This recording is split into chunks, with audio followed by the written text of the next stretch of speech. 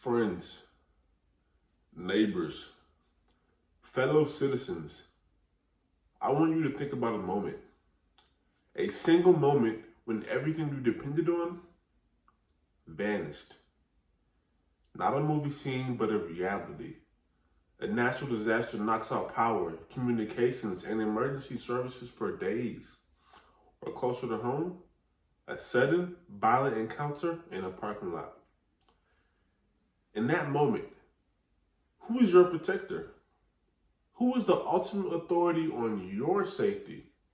Many of us are conditioned to wait. We rely on the 911 dispatcher, but the average police response time to an emergency is often 10 minutes. The average violent encounter lasts only 30 seconds. That gap, the 9 minutes and 30 seconds where you are completely on your own, is the gap we are here to talk about.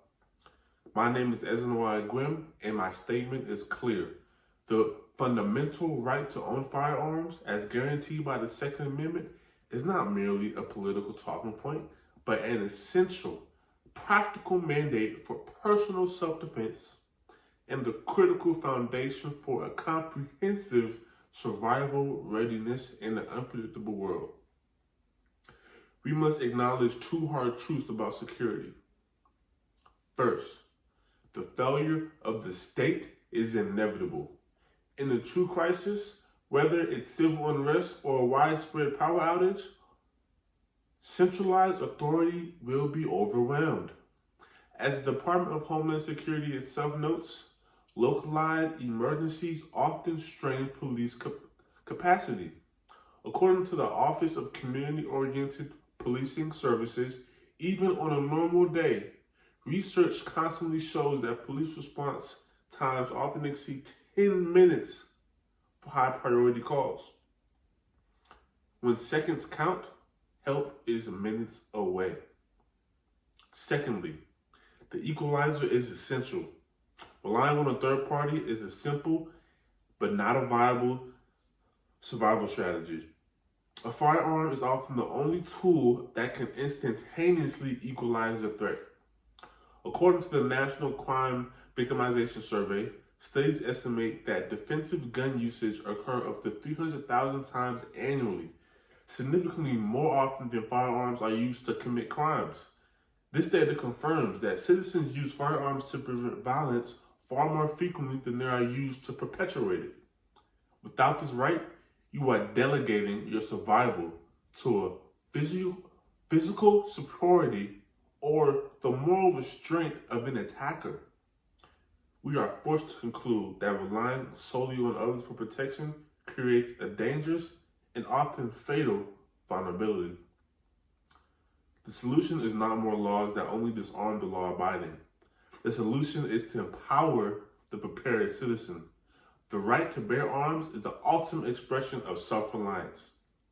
It means taking personal, sober, and non-negotiable responsibility for your own life and the lives of your family. It signals a refusal to be a passive victim. This is not a call for vigilantism. This is a call for responsibility. The right to own a firearm comes with the duty to train rigorously, to practice safely, and to store securely. A firearm is not a talisman, it's a tool. One part of a comprehensive survival kit alongside first aid, water, and food. When citizens are trained, responsibly armed, they become the bedrock of local security. They are the immediate defense that prevents a local crisis from spiraling into a total disaster. Let's visualize the choice we face. On one hand, imagine a community stripped of this right. When the lights go out and chaos ensues, property is looted. Vulnerable people are targeted and the fear paralyzes the streets because the only people who are armed are the criminals. Law-abiding citizens are reduced to waiting for help that may be days or even weeks away. Take Hurricane Katrina, for example. On the other hand, visualize a community where citizens are trained, prepared, and responsible. When disaster strikes, neighborhood security teams form organically. Criminal opportunists are deterred because the cost of crime is too high. Order is maintained from the ground up, not imposed from the top down. This is an essential essence of a free society. Citizens who are capable of securing their own liberty and defense. If you believe in self-preservation, then the time for passive acceptance is over. If you are a gun owner, commit to a mandatory minimum of 8 hours of professional testing a year. Be the model of responsibility our society needs. If you are undecided, don't form your opinion from politics. Seek out a qualified safety course.